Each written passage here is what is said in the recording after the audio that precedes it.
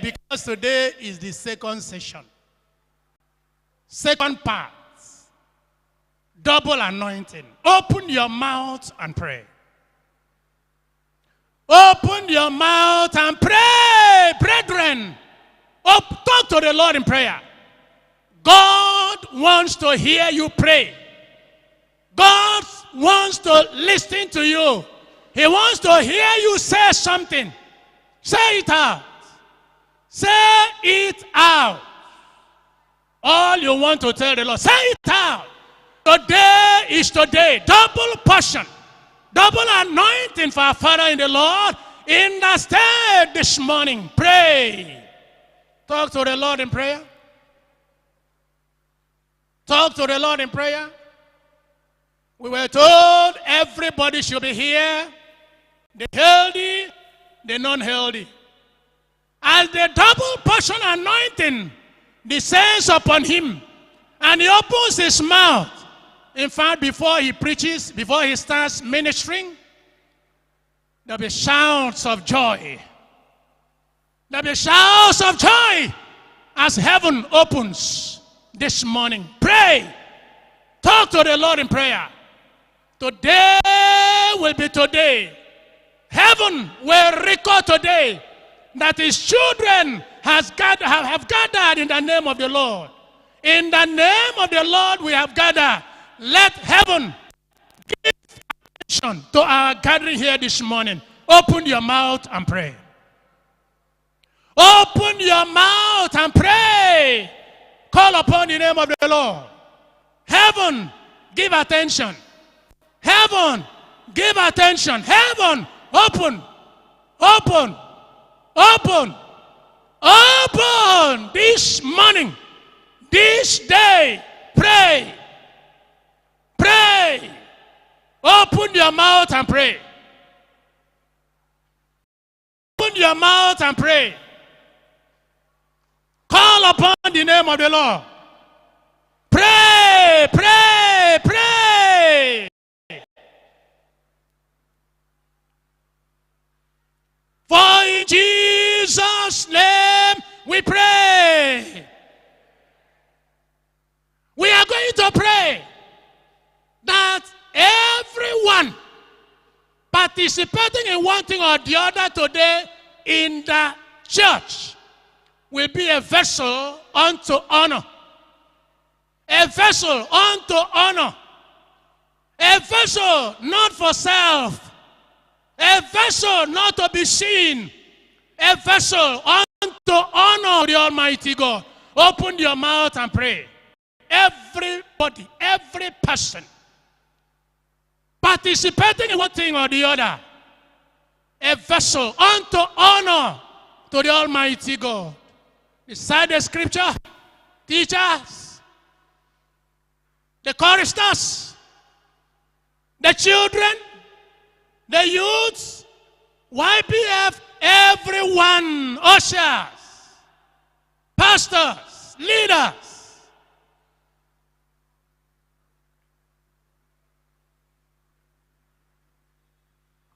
I want you to pray.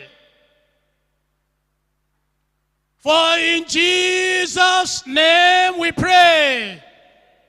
I want you to say this thing before we round off. Tell the Lord, let this service today bless everyone that will be here. Every we enter this church today will go home with blessing. Tell the Lord. Tell the Lord. Everyone, without exception, will go home with a blessing. At least one blessing. Talk to the Lord. Tell the Lord.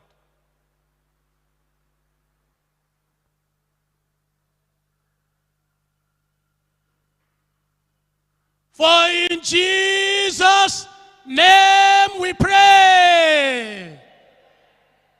Our Father, we thank you.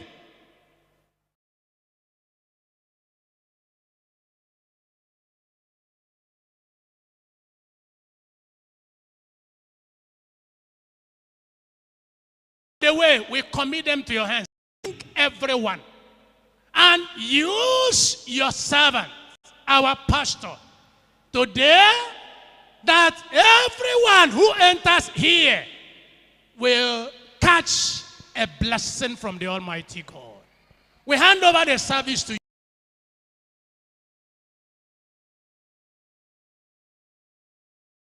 In His name we pray.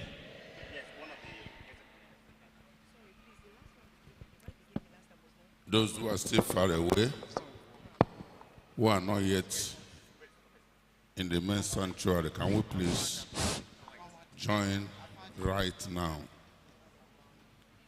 We'd like to start the service.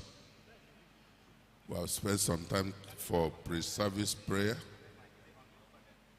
calling upon the Lord, and I believe the Lord has answered our prayers. We shall stand up as we pray. Father, we thank you for today. Thank you for answering our prayers. For unto you shall the gathering of the people be. You have answered us before, you will answer us again. We're asking that this morning, as we open the service, before God the Father, God the Son, God the Holy Ghost, we will have abundant visitation of God here today. People's lives will be affected positively to the glory of your name. The word of God will come to us today with fire and with power. And the fellowship with one another will be fantastic. We ask that you deposit upon every seat we are going to sit upon this morning your blessings, your benefits, your glory. Thank you, Father, for we know you have answered.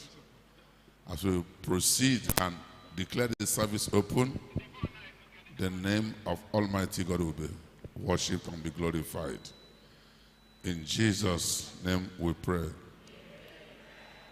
We'll remain standing as we open the service with GHS number 62. GHS number 62. Go, labor on, spend, and be spent. Thy joy to do the Father's will. It is the way the master went. Should not the servant thread it still? Go, labor on. It's not for naught. Thy earthly loss is heavily gain. Men heed thee, love thee, praise thee not. The master's praises, what are men?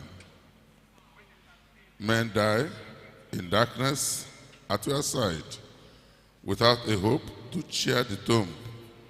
Take up the torch and wave it wide, and touch that the torch that lights time's thickest gloom. Toil on, and in thy toil rejoice. For toil comes rest, for exile home.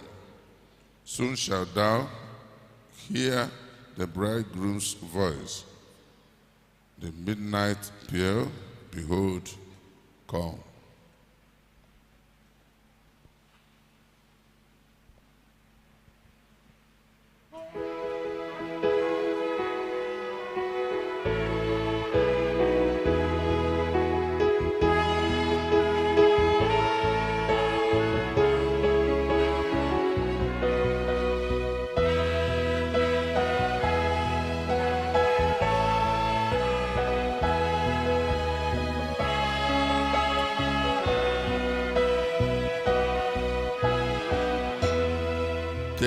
Take it again. Take it, settle down and take it again.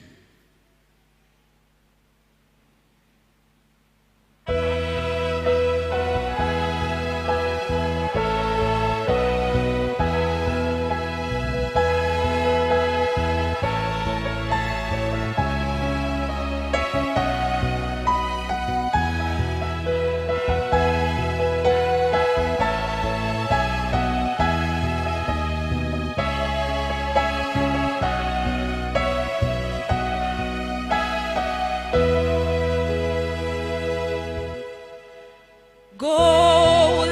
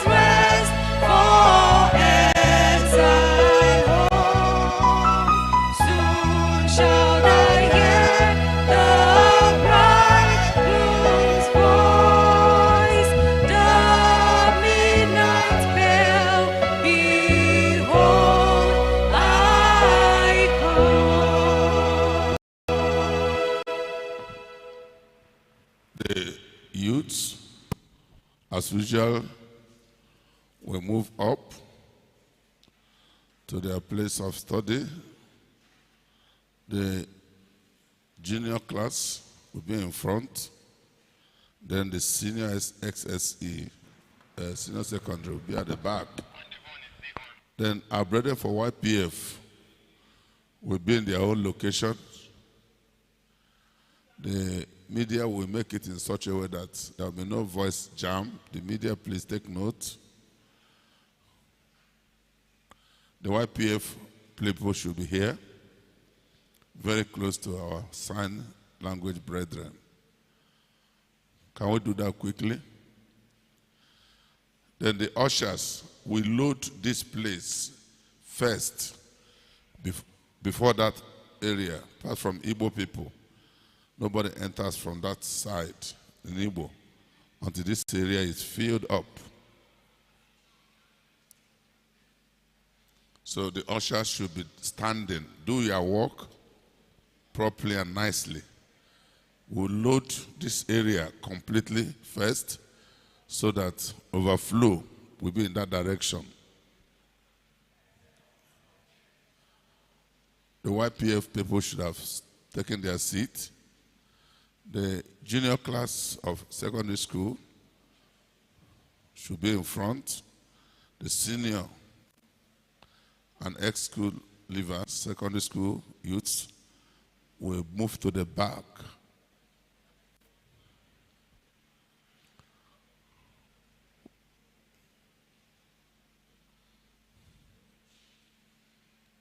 They search the scripture. They're starting now. 10 minutes past 8. The usual time. Nobody will stop you. Stop yourself at the appropriate time, please, with your watch. God bless you.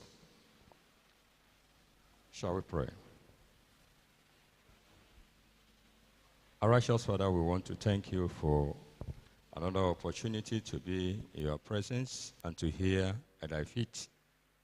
I pray you speak and illuminate every heart and cause every one of us to hear, to receive, to retain, and to be obedient to the word in Jesus' name. Amen. Today we are looking at lesson 151, the light of the world. Our text for today is taken from John's Gospel, chapter 9, from verses 1 through to 41. But because of time, we will not go through that. We will take some verses and then continue referring to the verses as we study. We'll look at the memory verse before we proceed. The memory verse is from John's Gospel, chapter 9, verse 5. You will repeat after me. As long as I am in the world, I am the light of the world. John chapter 9, verse 5. God bless you. Let's commit it to our memory. In John's Gospel, chapter 9, reading from verse 1 through to verse 7.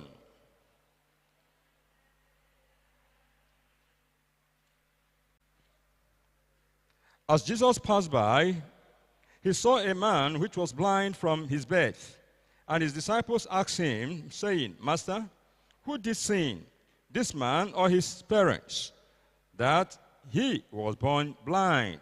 Jesus answered, neither had this man sinned nor his parents, but that the works of God should be made manifest in him.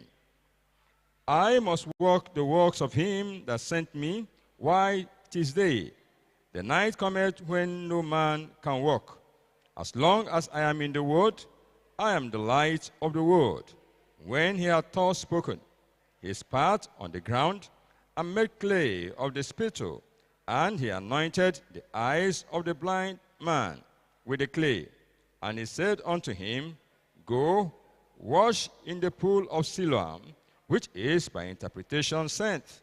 He went his way, therefore, and washed, and came, saying, Amen.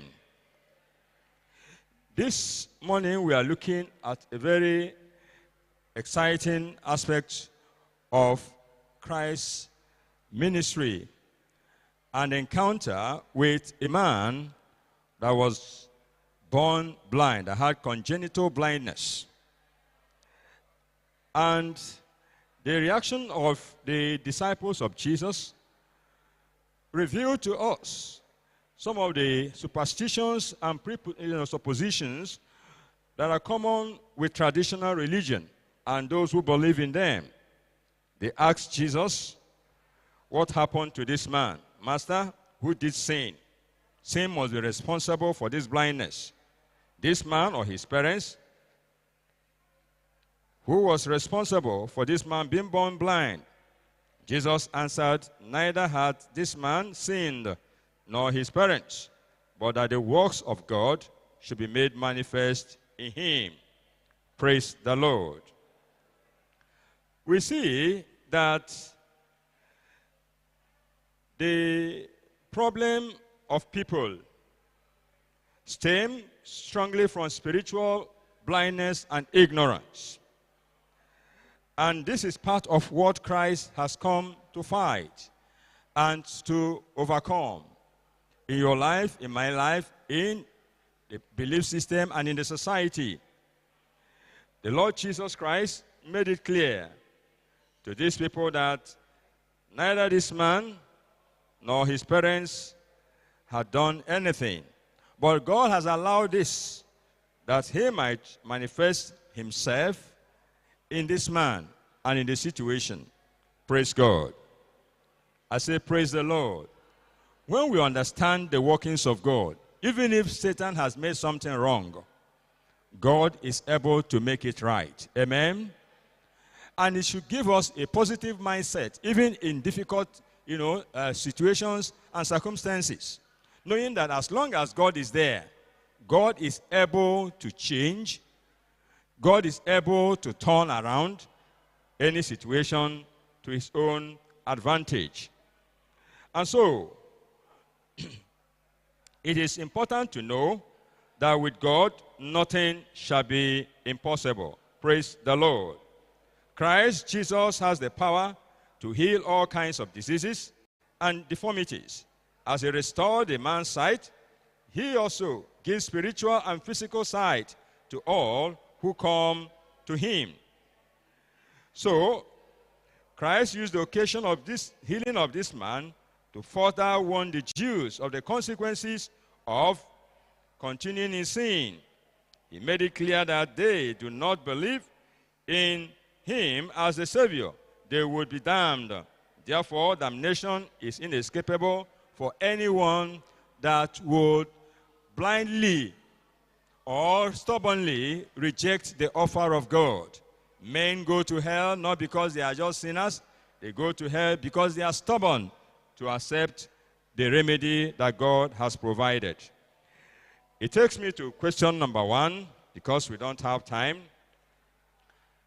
What is the consequence of manifesting unbelief in Jesus? If you know, you raise your hand. Ushers and those helping, please help us. What is the consequence of remaining in unbelief even when God has manifested his power? Yes? They will suffer eternal damnation. God bless you. So for those who would not accept God's offer of mercy and hear him, they will be punished. Praise the Lord. Praise the Lord. Now we will now see how a believer should respond to sickness that defy medical conditions. As I have already mentioned, the Lord Jesus Christ would want us to have a positive mental attitude and then the best construction on every situation and circumstance. That you met a situation that seemed to defy medical solution and seemed to be a puzzle. You cannot define it. There is nothing that is puzzling to God. We must take stance with God. And we must, align our thoughts and our, inclinations towards Him. That is faith. When you agree with God, when you believe Him, that is faith. But when you begin to look at this thing, can God, whenever that word can God, then you know you are in unbelief. And so, as believers, when we meet issues like this, we should know that with God, nothing shall be what? Impossible. Praise the Lord. Nothing shall be impossible, and nothing will be impossible for us in Jesus' name. And so, we see God's unchanging power. It stands, the miracle that this man got stands as an assuring proof that long-standing problems, incurable diseases, naughty family issues, insurmountable mountains, mysterious and negative circumstances, congenital health conditions or complications are all situations that God can turn around. Amen?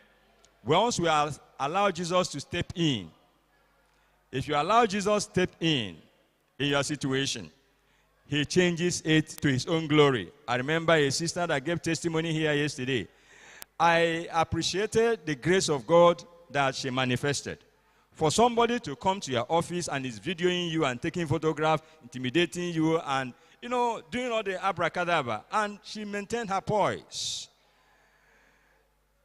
And at the end of the day, she did not even go for the camera. Some people will say, where are you taking my video and my this thing? She said, go with everything. I have a God that can answer back, this thing you are doing. And it wasn't more than 2 weeks. And the result of fighting with God came out. I pray that God will make you be confident that He is more than enough for us in Jesus' name. Can I hear a better amen? Life is a battle, but victory is won when you fight by faith. And then battles are lost when you live in unbelief. And further, we take the second question. What should a believer's respond to sickness that defy medical solutions? Yes. Fast. The lessons, I am making them explicit so that primary school children can understand it and answer. Yes, don't waste our time. God bless you. Can we hear the person? By the grace of God, having faith. Having faith. Can you explain more? You can't drop skeleton. Give us the flesh. Believing in God, trusting in the Lord. Yes, having faith in God, that God is able to handle every situation. No situation defies God and His power. Praise the Lord. Amen. Now, we discover that while the blind man was happy with what Jesus did for him and was very eager to identify who Jesus is and go with Him, the parents of this man were really embarrassed. They showed their embarrassment. They showed their lack. They showed their preference for the praise of men and to belong to human society by their response when they were accosted by the Jewish leaders, religious leaders, asking, is this your son? Who, by what means has he become, has he been able to see? And the parents were very diplomatic and clever in their own eyes. They wanted to give a religiously correct answer. They said that their son is of age, that they should ask him. And they said this because they were afraid of the Jewish leaders, religious leaders. And so, we see that this man, the parents of this man, were not ready to identify with Christ for fear of the Jews. For fear of the Jews. And today, we must be careful that we do not allow the fear of man, which is a snare, to snare our life in any situation, in any circumstance. We must be courageous And we must also be composed when we are confronted by skeptics and those who believe not.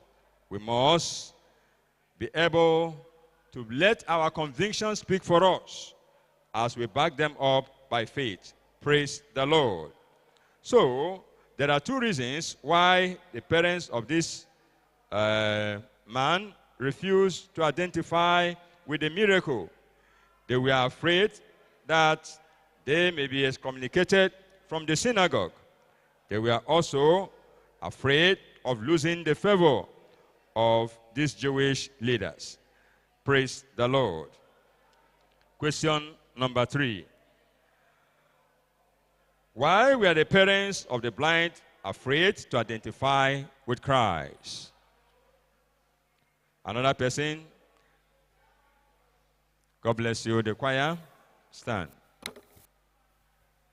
They were afraid because they were not willing to be excommunicated from the Jewish congregation. And also they did not want to lose favor of the Jewish leaders. God bless you.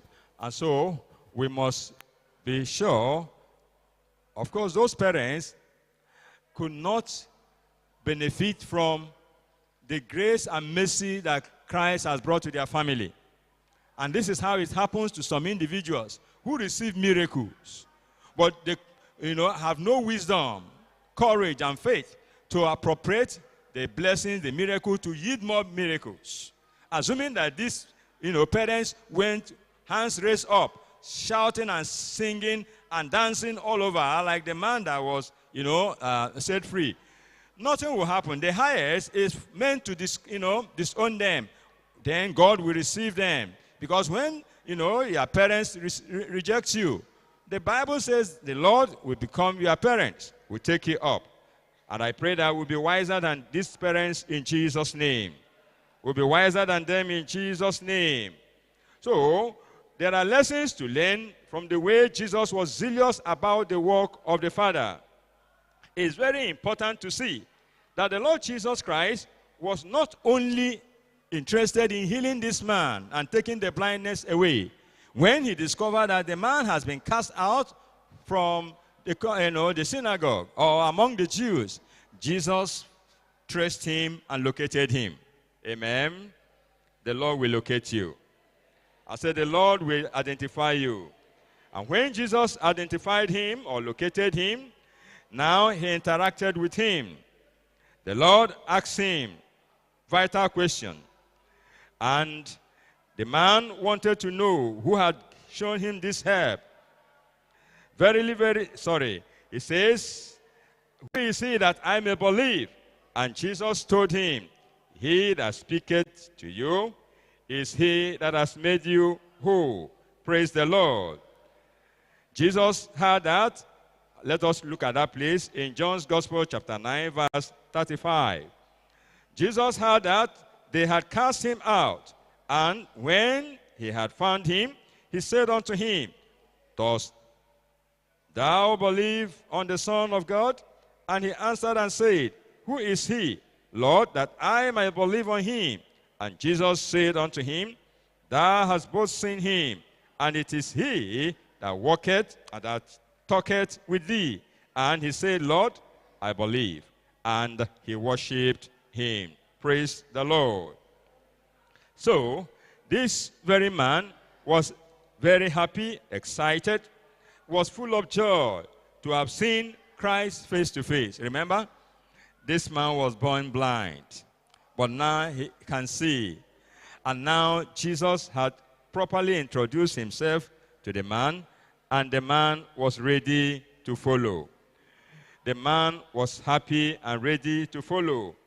We must make sure that the joy of our salvation is retained. And as servants of God, we must make sure also that we reach out to the people that are blind around us, leading them to see the glorious gospel, and then helping them to change their condition permanently. This is God's will. The Father's will is that we help the people, both spiritually and physically. the spiritual component of helping the people is more important. Just like healing is a temporal blessing, while salvation has eternal value. The emphasis should not be on the physical only, temporal things to the neglect of the spiritual needs of our people. And I thank God for our Father in the Lord, who, out of all things he does, he will first lead people to Christ and make sure there's room to welcome all that wants to come into the kingdom before he will administer prayer for healing. And even when healing is done, emphasis is still placed on retaining the blessings. We must pattern our lifestyle and our preaching to align with what we have been taught and what Christ has taught us. And the Lord will bless us as we do so in Jesus' name. As we do so in Jesus' name. A believer also, we should have a proper attitude to reaction to confrontations emanating from people who do not share our testimonies.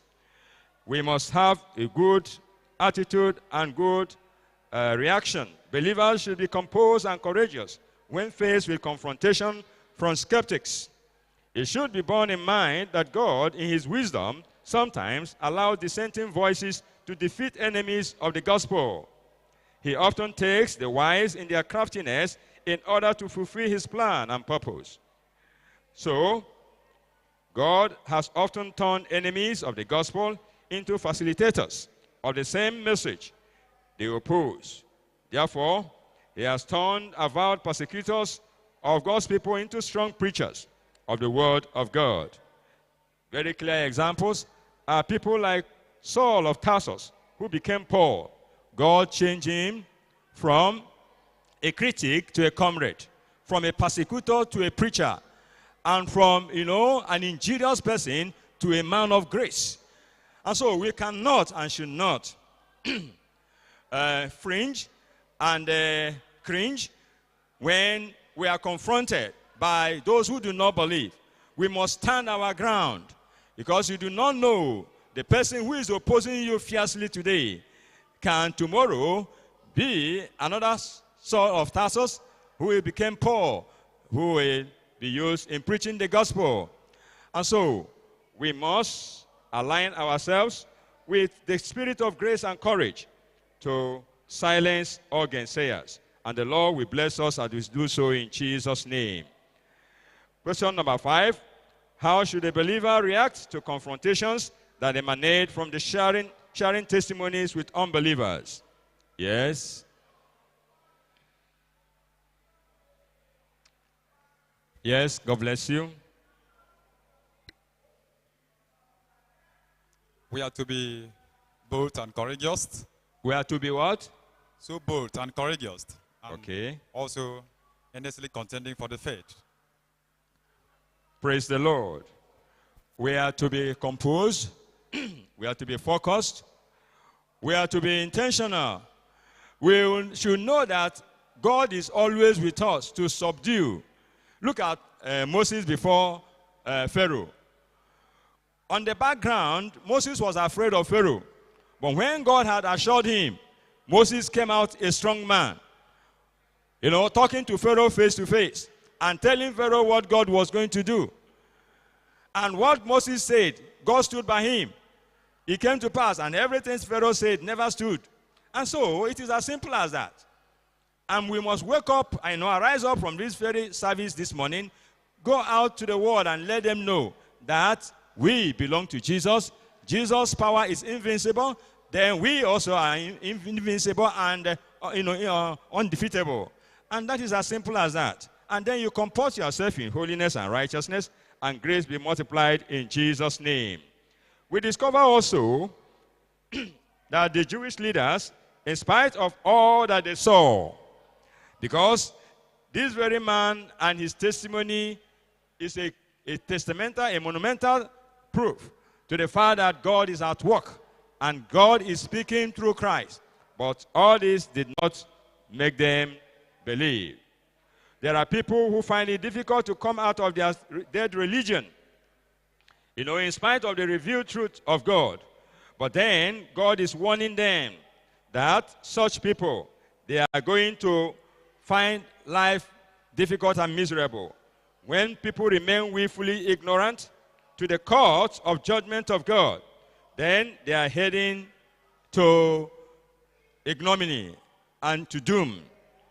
We must also warn such people and make sure that you yourself also, having seen everything, do not backslide tomorrow and begin to trivialize all the grace you have received and the miracles you have seen.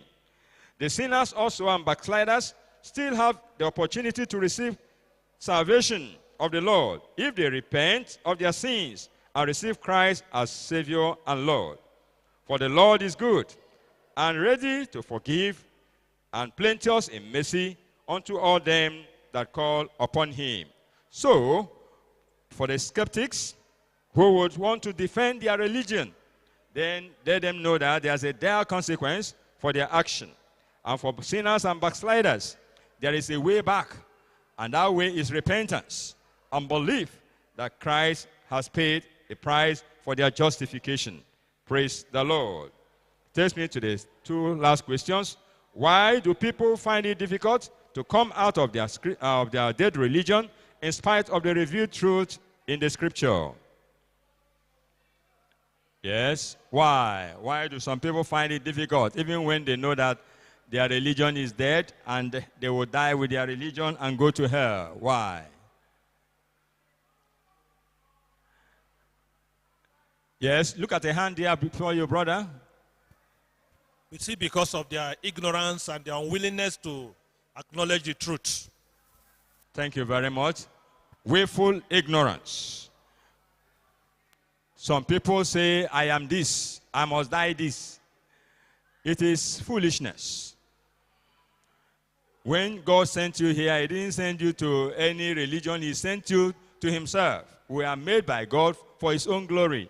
And when you see the glory of God, you follow it. You cannot even continue in sin here and you say, I must die in deeper life. It is better you are out of deeper life and you get to heaven than you are here and you are confused. I'm not advocating that, but you repent and be a Christian and not be willfully, stubborn in your sin.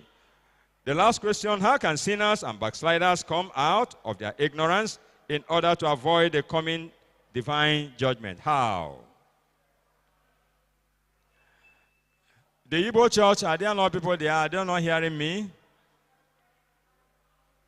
How can sinners and backsliders come out of their ignorance?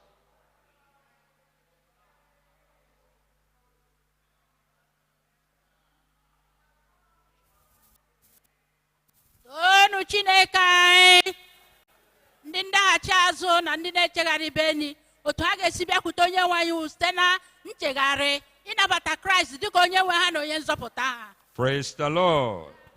I say praise the Lord. I like that very answer and the audacity of faith she has expressed. Sinners and backsliders have a way out.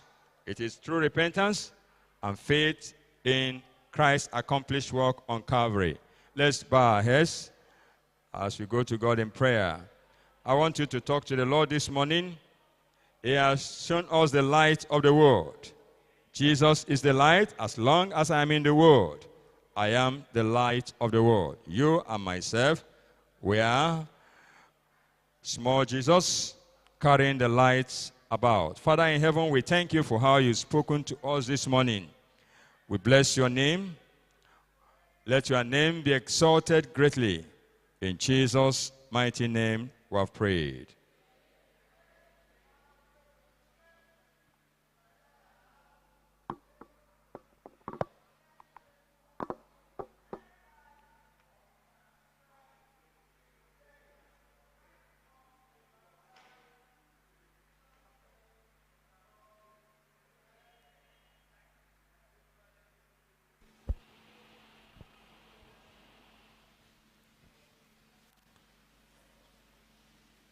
We want you to, if you have any question, from this very topic we have studied today. Any question from this very topic we have just studied today? Please, you can raise up your hand. Let's look at it together.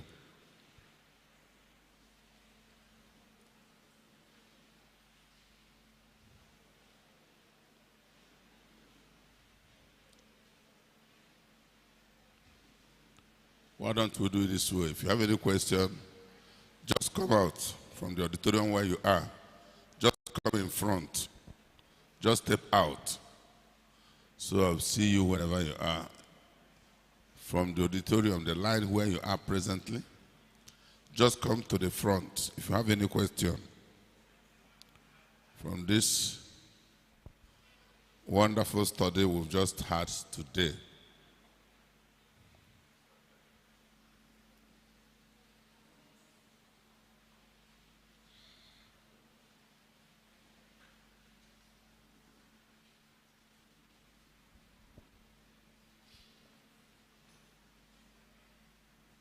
The brethren carry microphone. Anybody? Check up.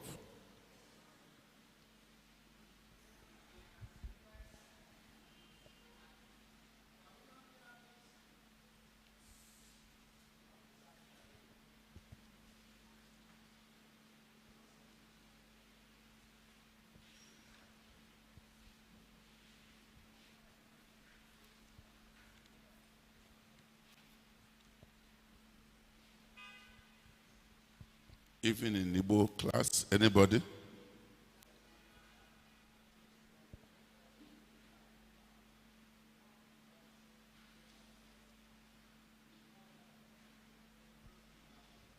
We thank the Lord.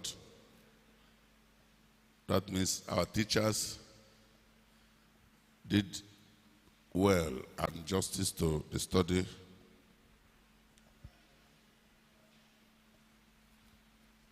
We have just concluded.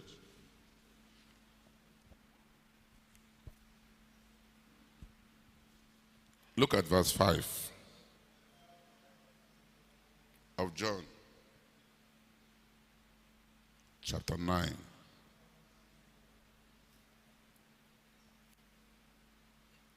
It says, as long as I am in the world, I am the light of the world.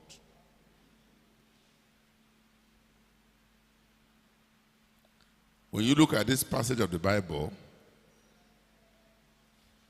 critically, you need to look at it again and again and again.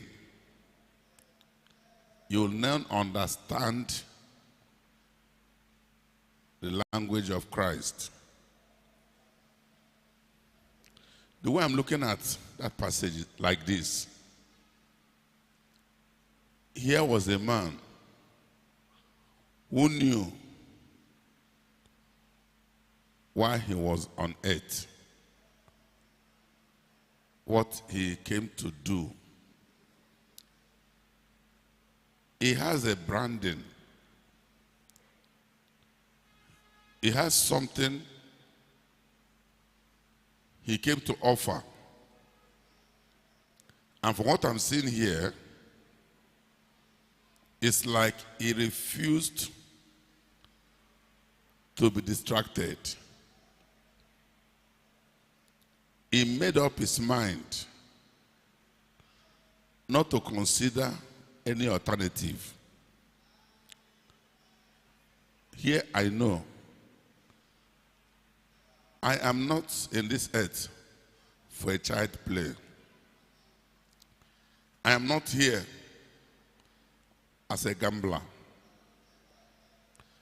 I am not here as one of those who try their lucks. My mission is clear. My purpose is clear. What did I come to do? Primarily, to bring light to all in darkness. He knew in bringing the light, there was going to be a confrontation. But he knew there is power already. Power that is sufficient to contend with darkness. And he has it at the back of his mind that, look, while I'm standing, no room for darkness. I look at him in this way. Where he is walking, like our pastor just mentioned something along the line, he said, we are little Jesus anywhere we are. The ultimate Christ, the Messiah, is in the right hand of the Father in heaven. But we are members of his body. We are together with him. And he said, anywhere, job, career, life takes me to, once I get there, I occupy. No play, no joking, no loitering. As long as I'm in the world, I know my assignment. I remember one of the 7 steps yesterday is that know your branding, know who you are. If you don't know who you are, you cannot give out your mission statement. What have you come to do on earth? That's why, for example, myself, I didn't come to this world to smoke cigarette. So as long as I'm in the world, cigarette will never prosper around me. I didn't come to this world to drink ogogoro or akprachia. That's not why I'm here. I knew I came into this world to bring a solution, even if it's just one solution to the problem of humanity, even if it's just one, that I'm able to correctly produce solution, bring an answer. That's enough. I'm not in this world to be running after anything that goes on skate and on gown. That's not why I'm here. That's what Jesus said. As long as I'm on earth, I have a clear, defined purpose and assignment. Now, I put it to you. I ask you, why are you on this earth? Let me extend it a little bit. As long as I am in Ibe's family, my father's name is Ibe. I was not brought in there to be swallowed up by culture, to be swallowed up by superstition. As long as I am in that family, I have come to bring salvation to that family. It doesn't matter what the family is wired up of. Before my birth, all who were before me may have subjected themselves to a terrible satanic habit and behavior and lifestyle. They have accepted it. It's a norm from our great-grandfather to our grandfather, then to our father, that things don't work and there's no progress anywhere. Now I am on stage. I knew why I'm there, this family. Not to bring reproach to that name. Not to bring shame to that name. Not to bring discredit to that name. I'm in that family to bring light to that family. To let those who have not known that all things are possible to him that believeth. I now throw it back to you. Why are you in that family? I throw it back to you. Why were you born a woman on earth? Very good. Can you see that beautiful work God set upon you? Making you a woman gender, a female gender. They corrected you with such sensitive parts and organs. Why? Why were you born a male gender in your family?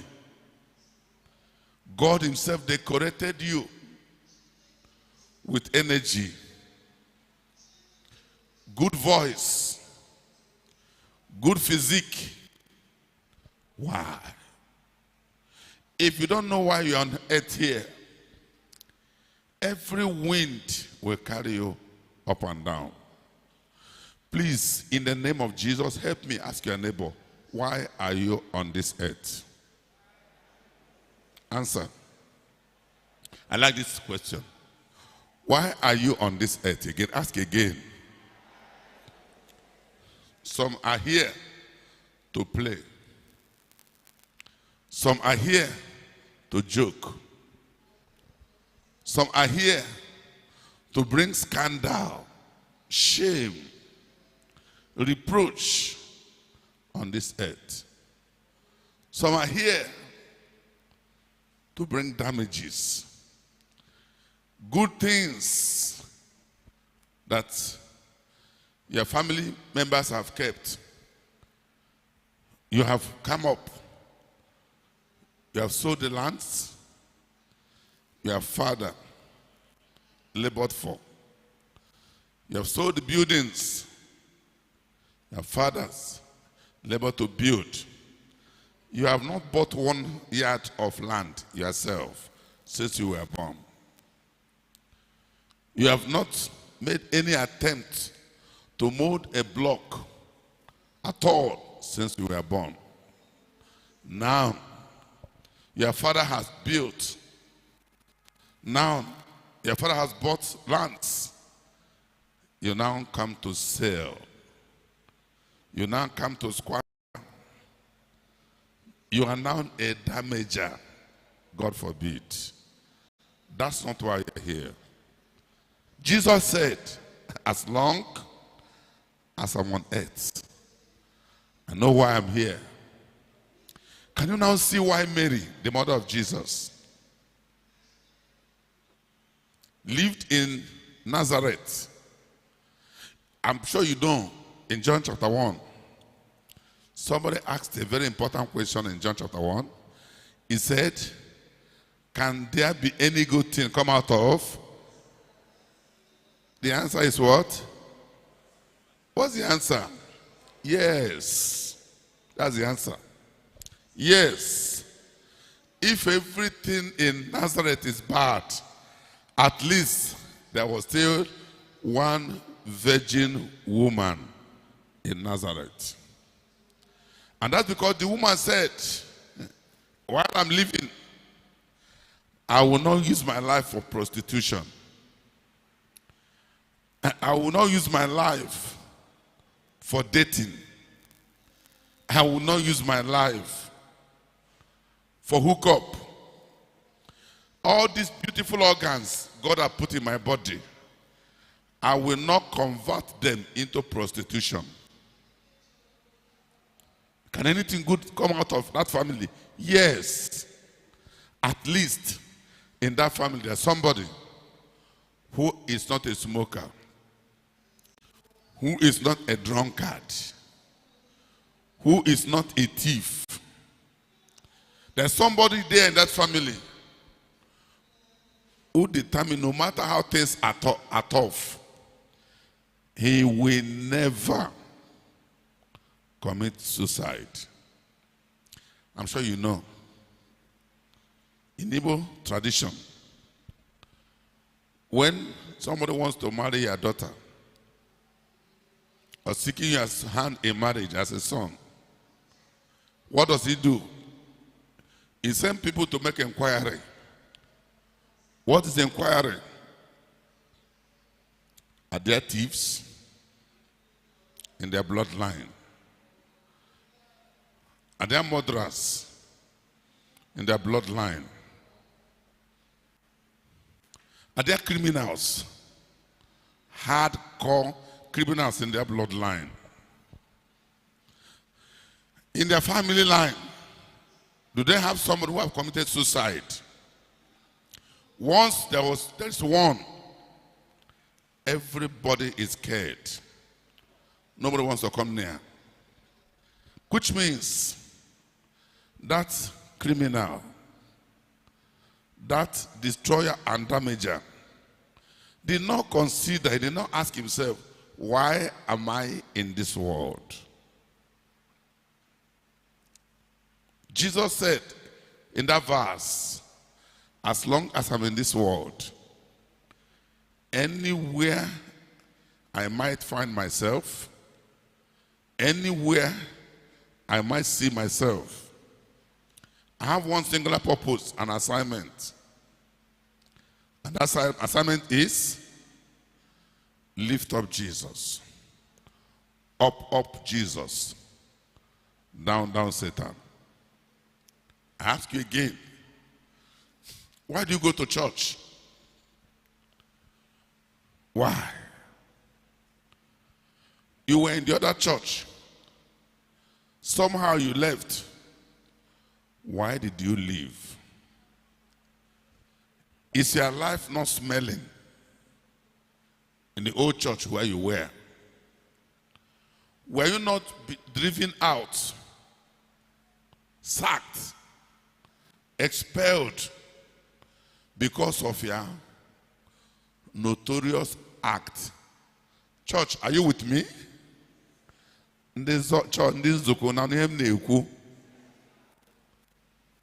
Were you not sacked from that church because of scandal, backbiting?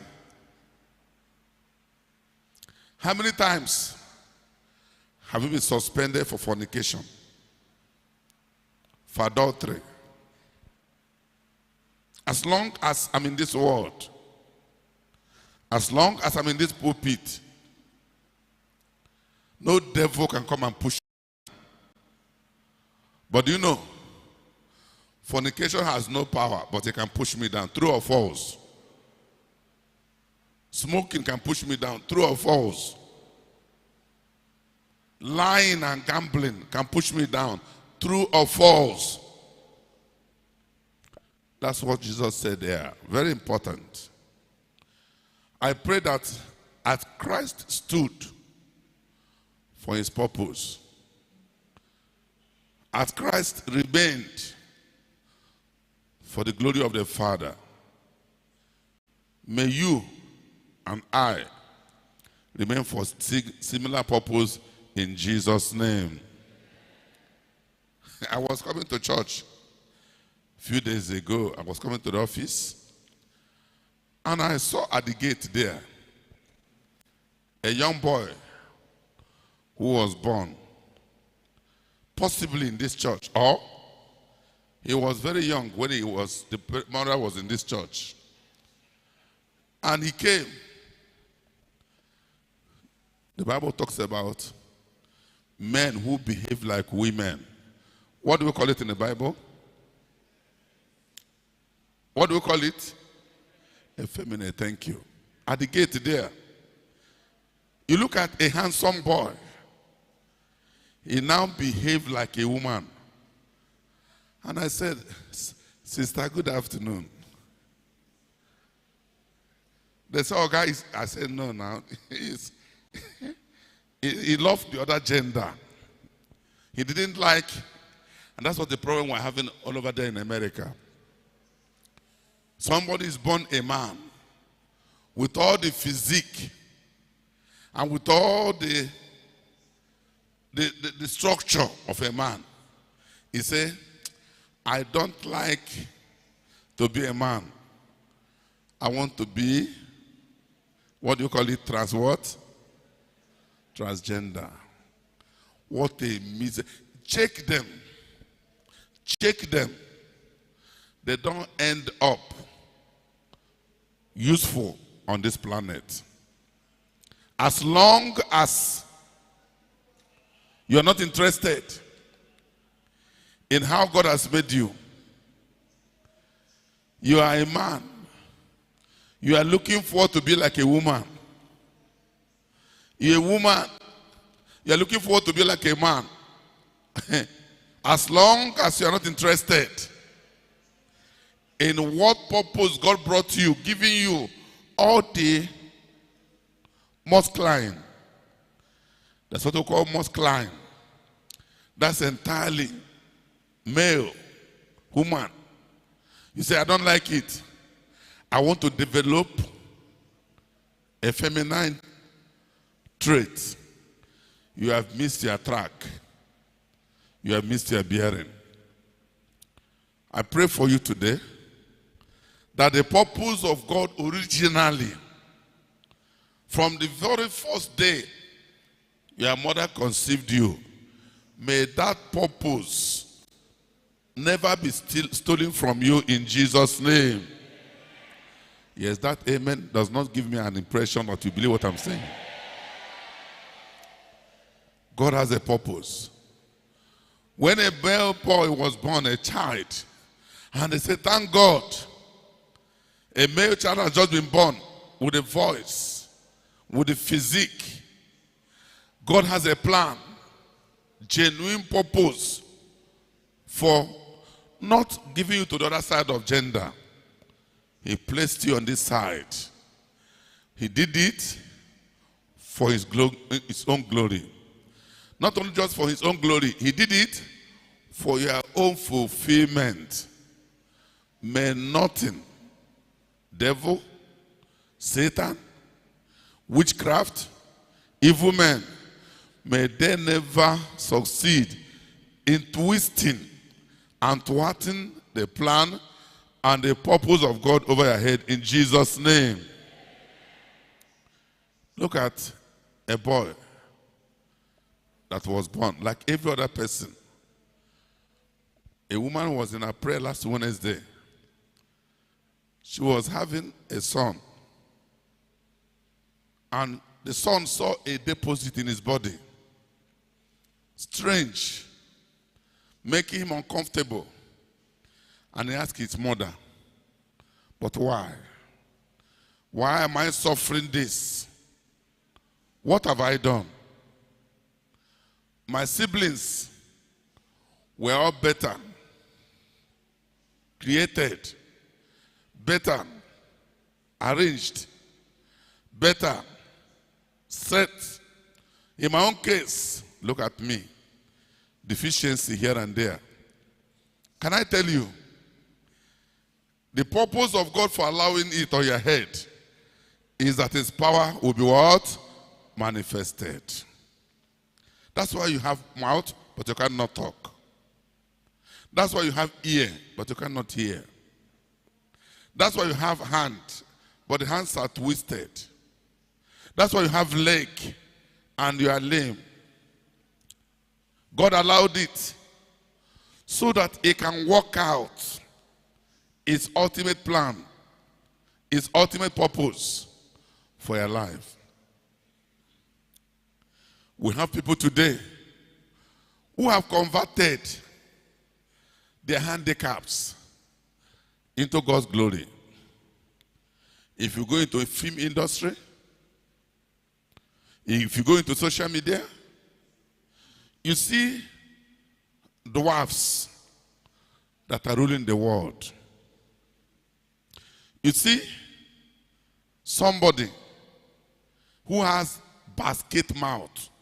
Ndị Igbo na-akwa ya gịnị? Ndị Igbo na-akwa ya gịnị? Ndị abụrụkwa ndị Igbo. Ndị am na-ebe arụkwa ka ndị Hausa. Obodobo ọnụ nkata. Somebody now has now converted it to be a celebrity. And his name is what? Basket. That's what, if we had called him before, he would feel inferior. He now used it as his own brand. He said, I am what? Now, if somebody say, I'm a basket mouth, can you say, Akoya? He has taken the other side. That area you would have used to mock him, fight him, he has pitched his tent there. And many of you don't understand. All you need to do, you look at yourself, there are some things that are not there. God did it for a purpose. Be wise. Wake up. Make use of that deficiency. There was a songwriter, a woman in particular, blind woman. If my wife is not there, she would have told me, because that's her field. She would have told us her name. This blind woman, whenever she was singing, miracles would be taking place. The blind will open their eyes. The lame will rise up and walk. And she'll be singing, not seeing her audience. People came to her and said, lady,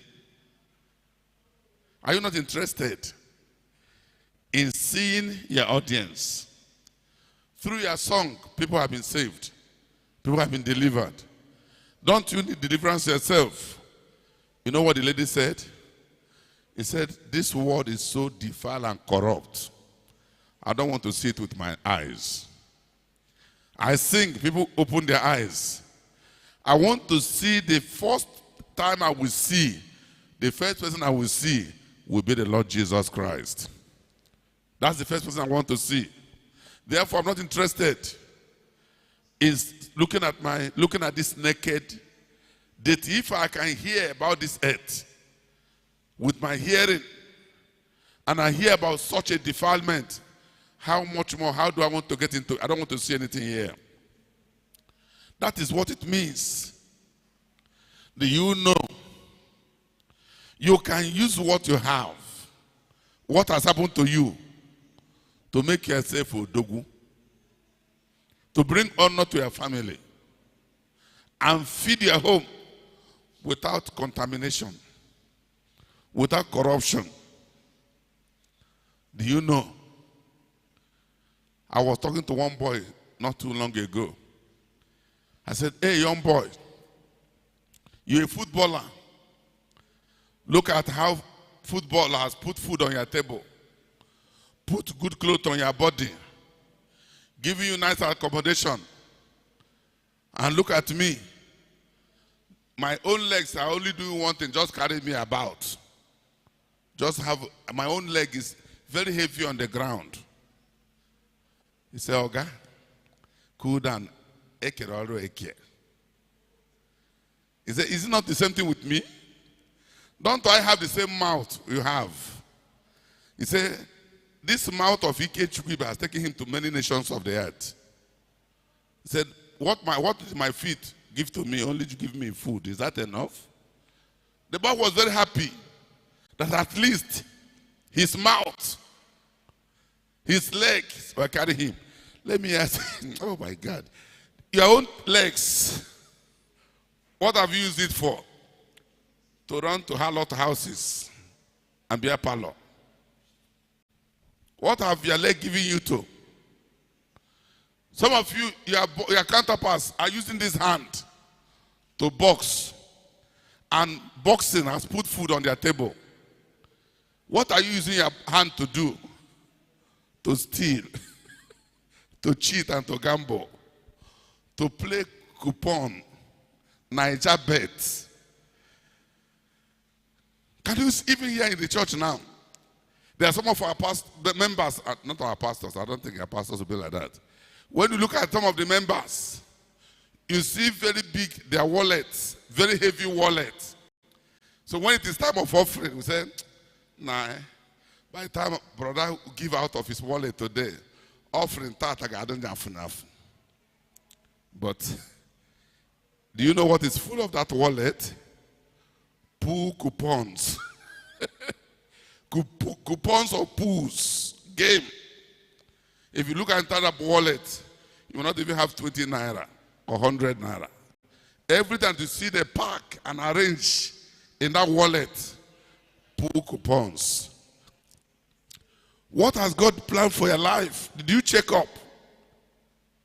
Have you asked yourself a question? Why am I here? The earlier you know what you are here for, the better for you. The earlier you check up and find out from God, what have I come to do? The world is full of problems. I remember many years ago,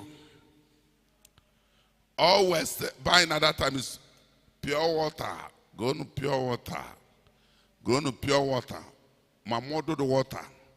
My abused water. Everything was categorized among what? Pure water. But people began to think. Say, no, I can bring an answer. And they now, in conjunction with NAFDAC, they now produce what they call, what? Sachet water. That sachet water pushed out pure water out of place. And from sachet water, we moved into bottled water. And the bottled water is gradually pushing off. That's innovation. That is creativity. That is God putting his brain on your head. Putting your brain to work. Moving you to become active. Not just someone who is on earth. Enjoying the effect and the impact of other people.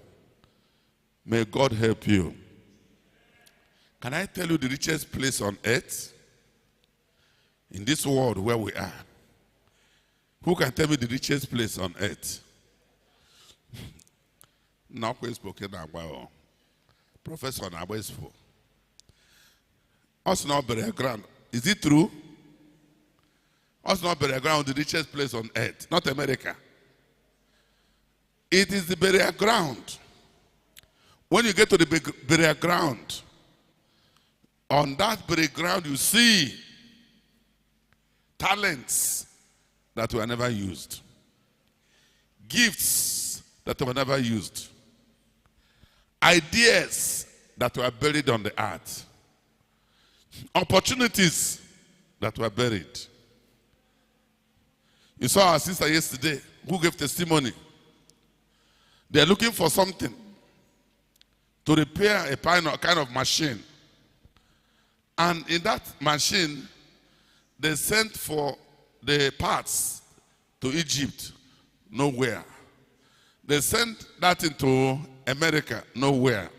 Possibly to United Kingdom, nowhere. The machine was already spoiled. What do we do? She said, the man began to pray and think. Putting the brain into what? Putting the brain into what? Into action, into use. He began to think. What can we do? And then he began to put one and one. Remove the other, put the other. Adjust this, adjust this.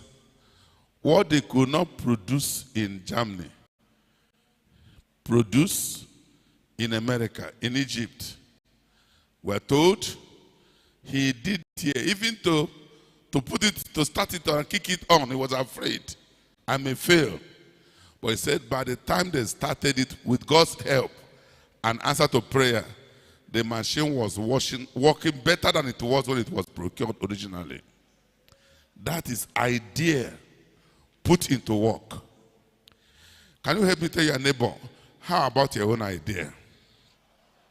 Don't look at me, look at your neighbor's face. How about your own idea? Your idea can put food on your table. Your idea can put clothes in your body. Did you hear one of our sisters yesterday giving testimony? Saying that while she was in school, people were sponsoring her, were making mockery of her. Because she was a Christian, born again. And she said, God, I want to take off my destiny from people's hand and put it into your hand where it rightly belongs. Therefore, God, take over my sponsorship. She can now tell her sponsors and say, hey, Oga, hold your sponsorship with your mockery, with your insult and abuse of my Savior. I now take my destiny from your hand and now put it back to God where it rightly belongs. From the testimony of that sister yesterday, did God answer her prayer? If you were there. Did God answer her prayer? Was there any disappointment with God with her? Not once. God took it up and now settled her permanently. All I'm trying to say, there's so many things to say in this study today, but I don't have the time. You see all the critics we are battling and fighting. If it says, if it is God, why did he heal you on Sabbath day? Just a word. And I told you this month, just locate declaration. Say it the way God wanted to say it.